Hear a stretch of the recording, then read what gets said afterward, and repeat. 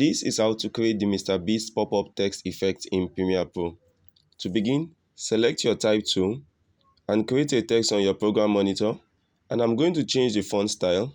To do this, highlight your text or it won't work, and I'm going to change the font type to Comica Axis. This is the font that Mr. Beast uses. I'll drop the link in the description section. Next, you can adjust the scale of your font, but I'm going to leave it at 273 for me.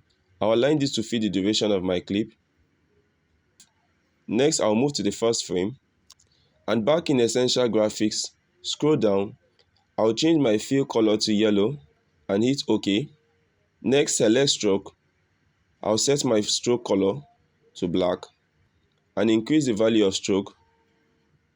Next, move over to Align and Transform, and I'll align this horizontally.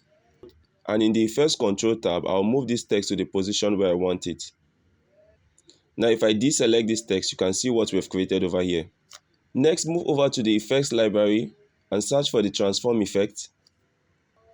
And select Transform effect under Distort and apply it onto your text. Remember to make sure that your playhead is at the start of your clip.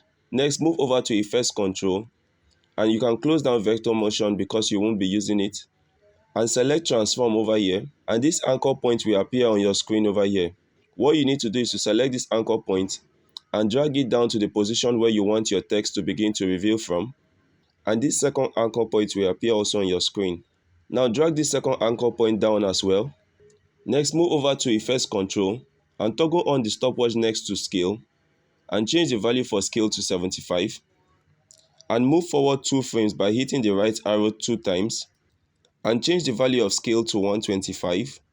And then move forward 2 more frames and change the value of Scale back to 100. Now uncheck Use Composition Shutter Angle and change the value of Shutter Angle to 360, and this will add some motion blur.